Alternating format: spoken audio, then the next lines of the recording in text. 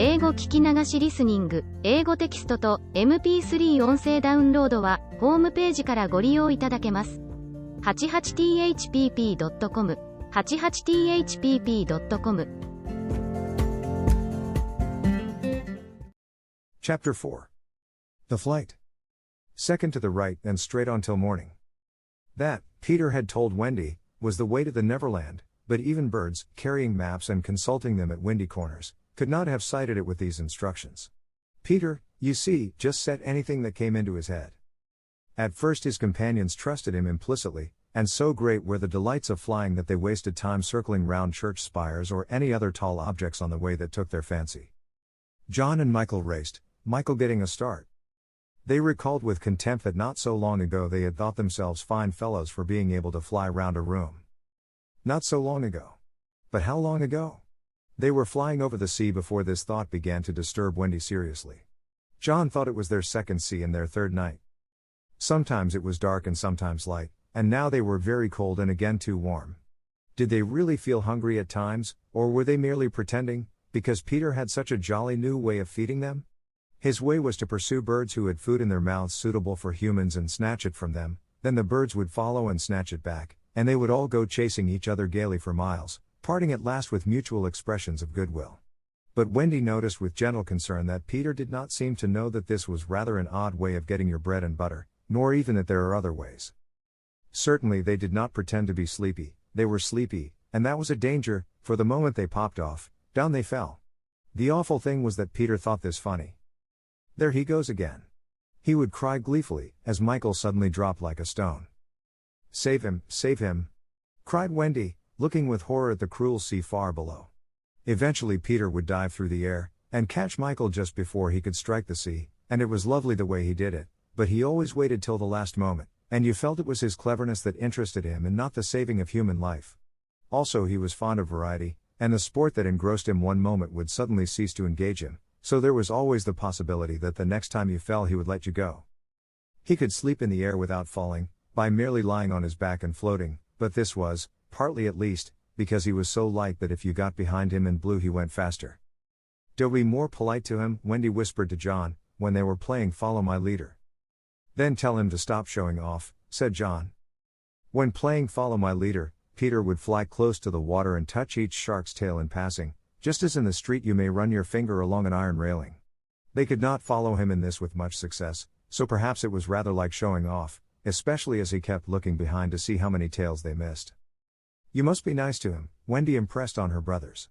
"What could we do if he were to leave us?" "We could go back," Michael said.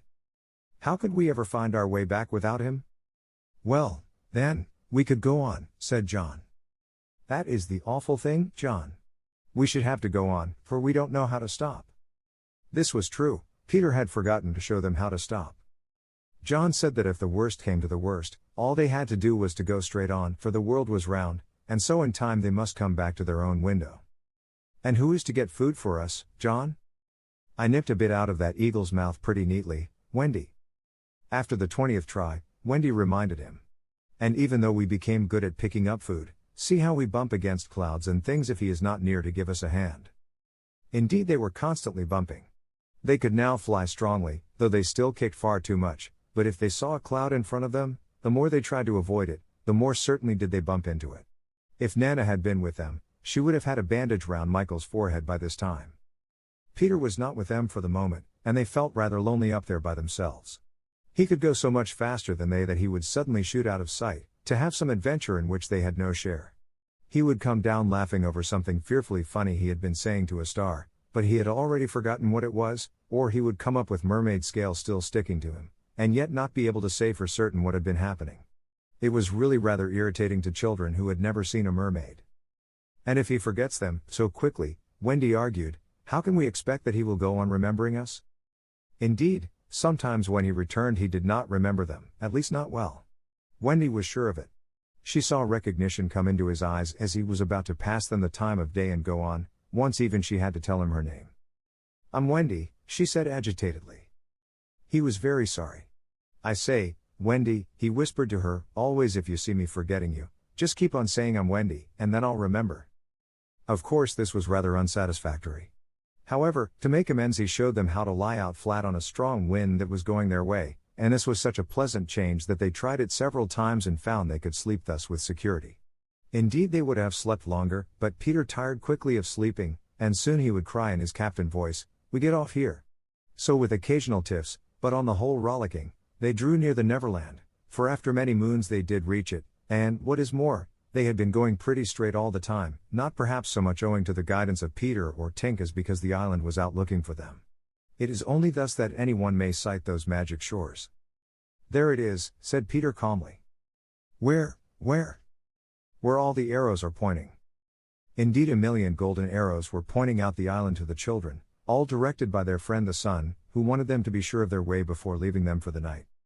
Wendy and John and Michael stood on tiptoe in the air to get their first sight of the island. Strange to say, they all recognized it at once, and until fear fell upon them they hailed it, not as something long dreamt of and seen at last, but as a familiar friend to whom they were returning home for the holidays. "John, there's the lagoon." "Wendy, look at the turtles burying their eggs in the sand." "I say, John, I see your flamingo with the broken leg." "Look, Michael, there's your cave." "John, what's that in the brushwood?" "It's a wolf with her whelps." "Wendy, I do believe that's your little whelp." "There's my boat, John, with her side stove in." "No, it isn't." "Why, we burned your boat." "That's her, at any rate." "I say, John, I see the smoke of the Redskin camp." "Where?" "Show me, and I'll tell you by the way the smoke curls whether they are on the warpath." "There, just across the mysterious river." "I see now. Yes, they are on the warpath right enough." Peter was a little annoyed with them for knowing so much, but if he wanted to lord it over them his triumph was at hand, for have I not told you that anon fear fell upon them? It came as the arrows went, leaving the island in gloom. In the old days at home the Neverland had always begun to look a little dark and threatening by bedtime. Then unexplored patches arose in it and spread, black shadows moved about in them, the roar of the beasts of prey was quite different now, and above all, you lost the certainty that you would win. You were quite glad that the nightlights were in. You even liked Nana to say that this was just the mantelpiece over here, and that the Neverland was all make-believe.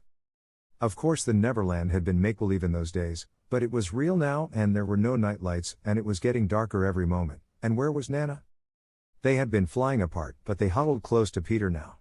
His careless manner had gone at last, his eyes were sparkling, and a tingle went through them every time they touched his body. They were now over the fearsome island, flying so low that sometimes a tree grazed their feet. Nothing horrid was visible in the air, yet their progress had become slow and labored, exactly as if they were pushing their way through hostile forces. Sometimes they hung in the air until Peter had beaten on it with his fists. "They don't want us to land," he explained. "Who are they?" Wendy whispered, shuddering. But he could not or would not say. Tinker Bell had been asleep on his shoulder, but now he wakened her and sent her on in front. Sometimes he poised himself in the air, listening intently with his hand to his ear, and again he would stare down with eyes so bright that they seemed to bore 2 holes to earth. Having done these things, he went on again. His courage was almost appalling. "Do you want an adventure now?" he said casually to John, "or would you like to have your tea first?" Wendy said tea first quickly, and Michael pressed her hand in gratitude, but the braver John hesitated. "What kind of adventure?" he asked cautiously. "There's a pirate asleep in the pampas just beneath us," Peter told him. "If you like, we'll go down and kill him." "I don't see him," John said after a long pause. "I do." "Suppose," John said a little huskily, "he were to wake up." Peter spoke indignantly. "You don't think I would kill him while he was sleeping? I would wake him first, and then kill him. That's the way I always do." "I say. Do you kill many?" "Tons." John said how ripping, but decided to have tea first. He asked if there were many pirates on the island just now, and Peter said he had never known so many. "Who is captain now?" "Hook," answered Peter, and his face became very stern as he said that hated word. "James Hook? Eh?" Then indeed Michael began to cry, and even John could speak in gulps only, for they knew Hook's reputation. "He was Blackbeard's bosun," John whispered huskily. "He is the worst of them all. He is the only man of whom Barbecue was afraid." "That's him," said Peter. "What is he like? Is he big?" "He is not so big as he was." "How do you mean?" "I cut off a bit of him." "You?" "Yes, me," said Peter sharply. "I wasn't meaning to be disrespectful." "Oh, all right. But, I say, what bit? His right hand. Then he can't fight now? Oh, can't he just? Left-hander. He has an iron hook instead of a right hand, and he claws with it. Claws? I say, John, said Peter. Yes. Say, sir. Sir. There is one thing, Peter continued, that every boy who serves under me has to promise, and so must you. John paled. It is this, if we meet Hook in open fight, you must leave him to me. I promise, John said loyally.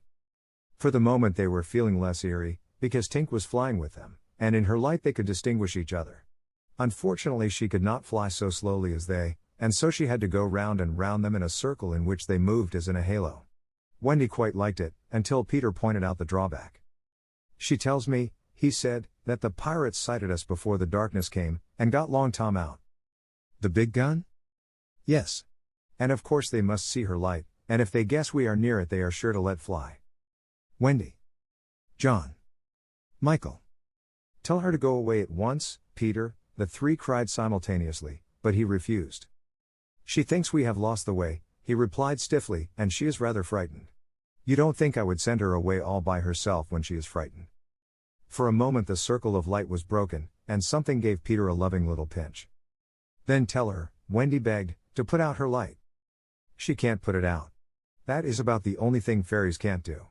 It just goes out of itself when she falls asleep, same as the stars. Then tell her to sleep at once, John almost ordered. She can't sleep except when she's sleepy.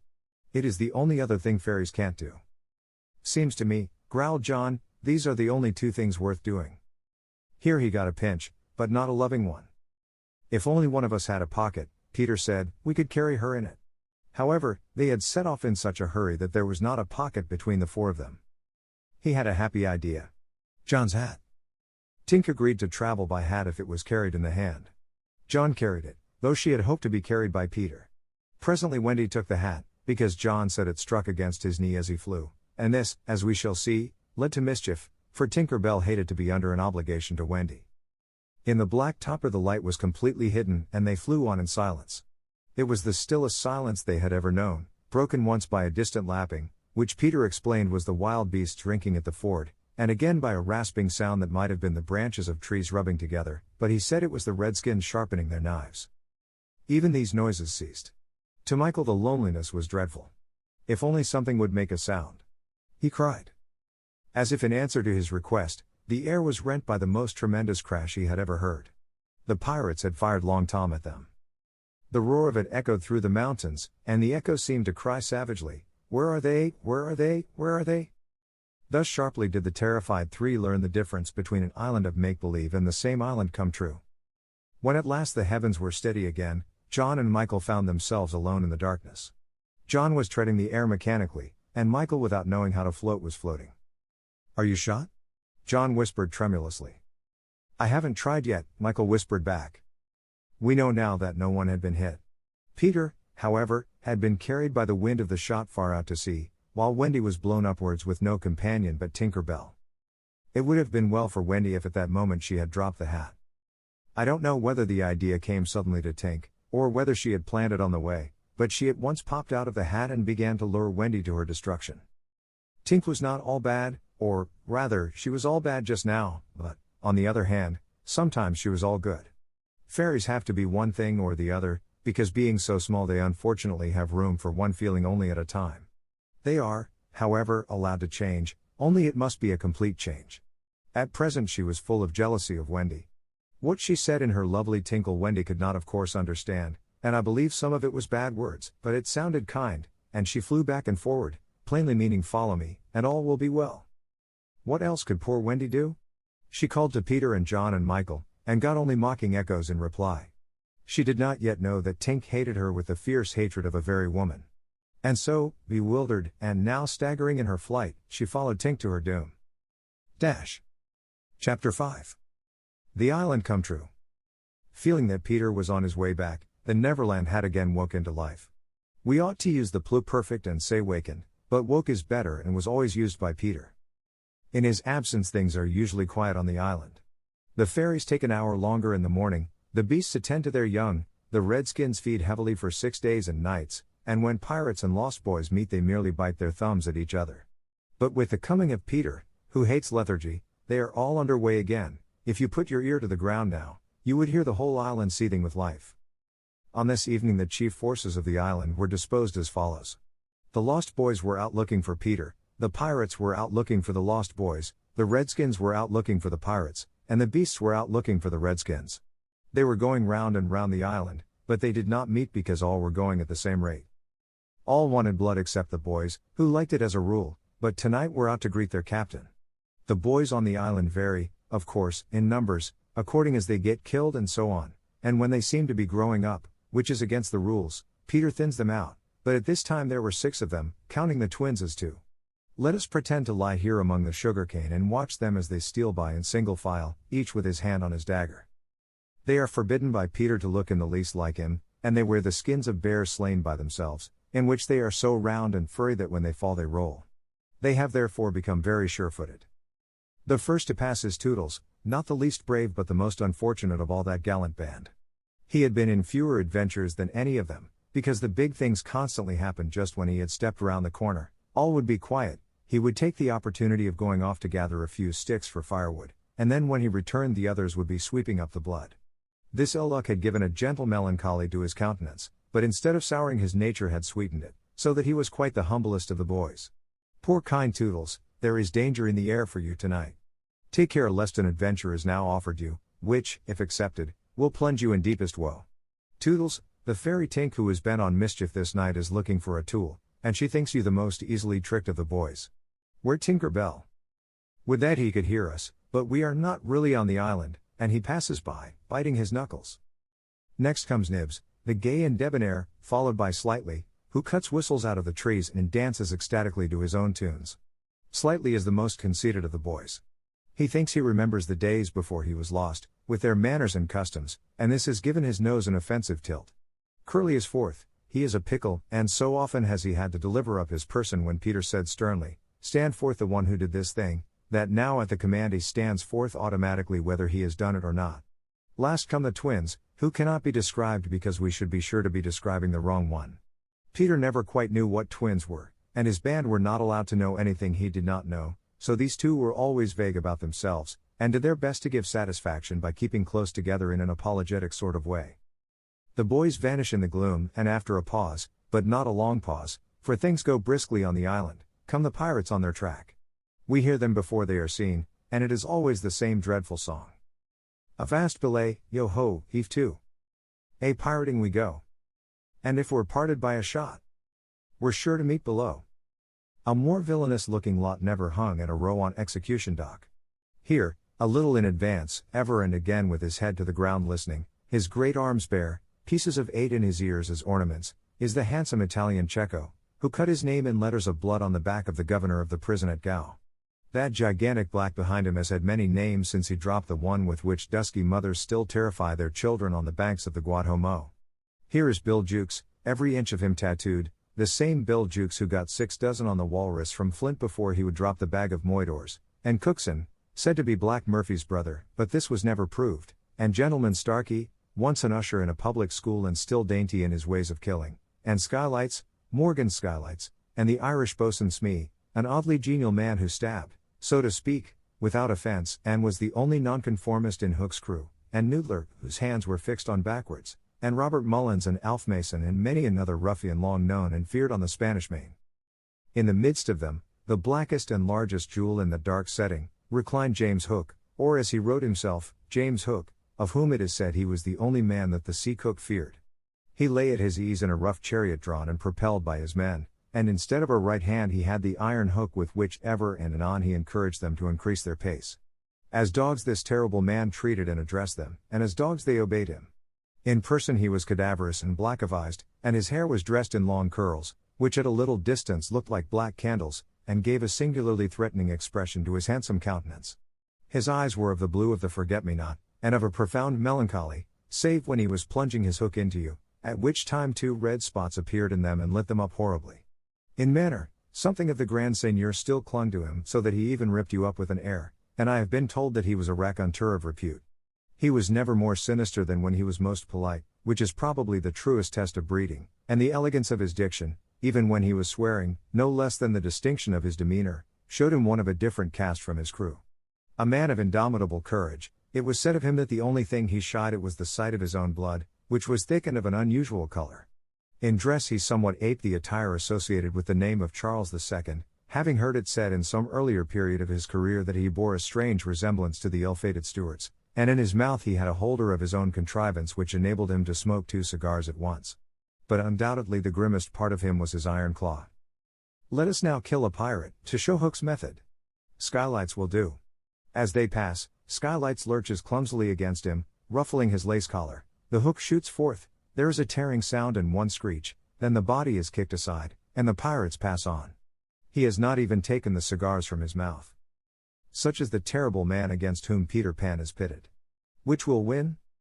On the trail of the pirates, stealing noiselessly down the warpath, which is not visible to inexperienced eyes, come the redskins, every one of them with his eyes peeled. They carry tomahawks and knives, and their naked bodies gleam with paint and oil. Strung around them are scalps, of boys as well as of pirates, for these are the Pickaninny tribe, and not to be confused with the softer-hearted Delawares or the Hurons. In the van, on all fours, is Great Big Little Panther, a brave of so many scalps that in his present position they somewhat impede his progress. Bringing up the rear, the place of greatest danger, comes Tiger Lily, proudly erect, a princess in her own right. She is the most beautiful of dusky Dianas and the belle of the Pickaninnies, coquettish, cold and amorous by turns. There is not a brave who would not have the wayward thing to wife, but she staves off the altar with a hatchet. Observe how they pass over fallen twigs without making the slightest noise. The only sound to be heard is their somewhat heavy breathing. The fact is that they are all a little fat just now after the heavy gorging, but in time they will work this off. For the moment, however, it constitutes their chief danger. The redskins disappear as they have come like shadows, and soon their place is taken by the beasts, a great and motley procession, lions, tigers, bears, and the innumerable smaller savage things that flee from them, for every kind of beast, and, more particularly, all the man-eaters, live cheek by jowl on the favored island. Their tongues are hanging out, they are hungry tonight. When they have passed, comes the last figure of all, a gigantic crocodile. We shall see for whom she is looking presently. The crocodile passes, but soon the boys appear again, for the procession must continue indefinitely until one of the parties stops or changes its pace. Then quickly they will be on top of each other. All are keeping a sharp lookout in front, but none suspects that the danger may be creeping up from behind. This shows how real the island was. The first to fall out of the moving circle was the boys. They flung themselves down on the sward, close to their underground home. I do wish Peter would come back, every one of them said nervously, though in height and still more in breadth they were all larger than their captain. I am the only one who is not afraid of the pirates, Slightly said, in the tone that prevented his being a general favorite, but perhaps some distant sound disturbed him, for he added hastily, but I wish he would come back, and tell us whether he has heard anything more about Cinderella. They talked of Cinderella, and Toodles was confident that his mother must have been very like her. It was only in Peter's absence that they could speak of mothers, the subject being forbidden by him as silly. All I remember about my mother, Nibs told them, is that she often said to father, "Oh, how I wish I had a checkbook of my own. I don't know what a checkbook is, but I should just love to give my mother one." While they talked they heard a distant sound. You or I, not being wild things of the woods, would have heard nothing, but they heard it, and it was the Grimm song. Yo-ho, the pirate life. The flag a skull and bones. A merry hour, a hempen rope. And hey for Davy Jones. At once the lost boys, but where are they? They are no longer there. Rabbits could not have disappeared more quickly. I will tell you where they are. With the exception of Nibs, who has darted away to reconnoiter, they are already in their home under the ground, a very delightful residence of which we shall see a good deal presently. But how have they reached it? For there is no entrance to be seen, not so much as a pile of brushwood, which if removed would disclose the mouth of a cave. Look closely, however, and you may note that there are here 7 large trees, each having in its hollow trunk a hole as large as a boy. These are the 7 entrances to the home under the ground, for which Hook has been searching in vain these many moons. Will he find it tonight? As the pirates advanced, the quick eye of Starkey sighted Nibs disappearing through the wood, and at once his pistol flashed out. But an iron claw gripped his shoulder. "Captain, let go," he cried, writhing.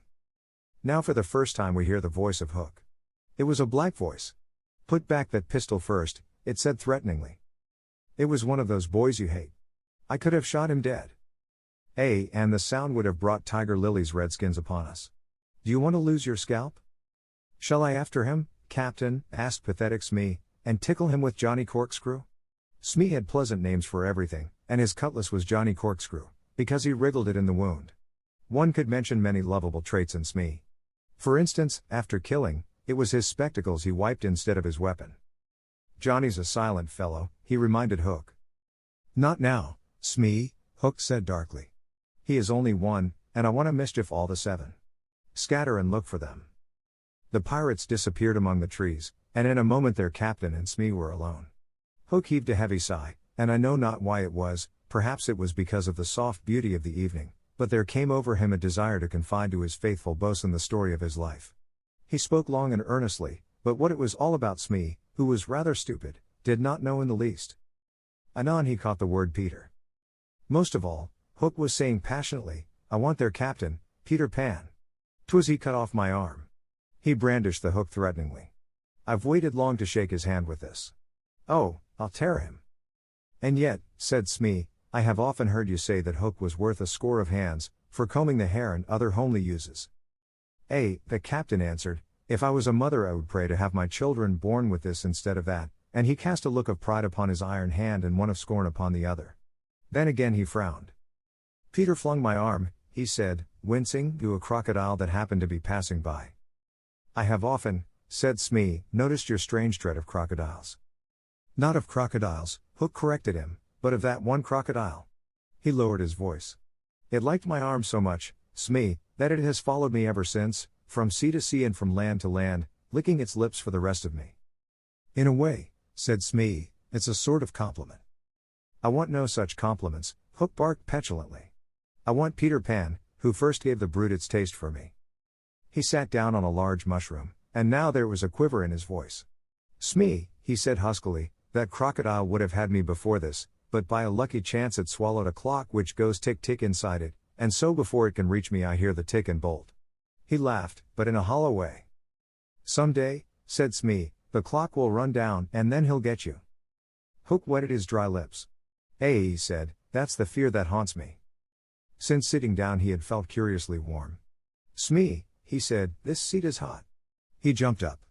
Odds bobs, hammer and tongs, I'm burning. They examined the mushroom, which was of a size and solidity unknown on the mainland. They tried to pull it up, and it came away at once in their hands, for it had no root. Stranger still, smoke began at once to ascend. The pirates looked at each other. A chimney! They both exclaimed. They had indeed discovered the chimney of the home under the ground. It was the custom of the boys to stop it with a mushroom when enemies were in the neighborhood. Not only smoke came out of it. There came also children's voices, for so safe did the boys feel in their hiding place that they were gaily chattering. The pirates listened grimly, and then replaced the mushroom. They looked around them and noted the holes in the 7 trees. Did you hear them say Peter Pan's from home? Smee whispered, fidgeting with Johnny Corkscrew. Hook nodded. He stood for a long time lost in thought, and at last a curdling smile lit up his swarthy face. Smee had been waiting for it. Unrip your plan, Captain, he cried eagerly. To return to the ship, Hook replied slowly through his teeth, and cook a large rich cake of a jolly thickness with green sugar on it. There can be but one room below, for there is but one chimney. The silly moles had not the sense to see that they did not need a door apiece. That shows they have no mother. We will leave the cake on the shore of the Mermaid's Lagoon. These boys are always swimming about there, playing with the mermaids. They will find the cake and they will gobble it up, because, having no mother, they don't know how dangerous 'tis to eat rich damp cake. He burst into laughter, not hollow laughter now, but honest laughter. Aha, they will die. Smee had listened with growing admiration. It's the wickedest, prettiest policy ever I heard of, he cried, and in their exultation they danced and sang. Avast, belay, when I appear. By fear they're overtook. Naught's left upon your bones when you have shaken claws with cook. They began the verse, but they never finished it, for another sound broke in and stilled them. It was at first such a tiny sound that a leaf might have fallen on it and smothered it, but as it came nearer it was more distinct. Tick tick tick tick. Hook stood shuddering, one foot in the air. The crocodile, he gasped, and bounded away, followed by his boatswain. It was indeed the crocodile. It had passed the Redskins, who were now on the trail of the other pirates. It oozed on after Hook. Once more the boys emerged into the open, but the dangers of the night were not yet over, for presently Nibs rushed breathless into their midst, pursued by a pack of wolves. The tongues of the pursuers were hanging out, the baying of them was horrible. "Save me, save me!" cried Nibs, falling on the ground.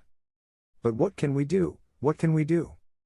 It was a high compliment to Peter that at that dire moment their thoughts turned to him. What would Peter do? They cried simultaneously. Almost in the same breath they added, Peter would look at them through his legs. And then, let us do what Peter would do. It is quite the most successful way of defying wolves, and as one boy they bent and looked through their legs. The next moment is the long one, but victory came quickly, for as the boys advanced upon them in this terrible attitude, the wolves dropped their tails and fled. Now Nibs rose from the ground, and the others thought that his staring eyes still saw the wolves. But it was not wolves he saw. "I have seen a wonderfuler thing," he cried, as they gathered round him eagerly. "A great white bird. It is flying this way." "What kind of a bird, do you think?" "I don't know," Nibs said, awestruck, "but it looks so weary, and as it flies it moans, 'Poor Wendy.'" "Poor Wendy?" "I remember," said Slightly instantly, "there are birds called Wendies." "See, it comes," cried Curly, pointing to Wendy in the heavens. Wendy was now almost overhead, and they could hear her plaintive cry. But more distinct came the shrill voice of Tinker Bell. The jealous fairy had now cast off all disguise of friendship, and was darting at her victim from every direction, pinching savagely each time she touched. "Hello, Tink," cried the wondering boys. Tink's reply rang out, "Peter wants you to shoot the Wendy." It was not in their nature to question when Peter ordered. "Let us do what Peter wishes," cried the simple boys. "Quick, bows and arrows." All but Toodles popped down their trees. He had a bow and arrow with him, and Tink noted it, and rubbed her little hands. "Quick, Toodles, quick," she screamed. "Peter will be so pleased." Toodles excitedly fitted the arrow to his bow. "Out of the way, Tink," he shouted, and then he fired, and Wendy fluttered to the ground with an arrow in her breast. 物語の続きは、ホームページからお聞きいただけます。また、テキスト、MP3 ダウンロードも合わせてご利用ください。88thpp.com 88thpp.com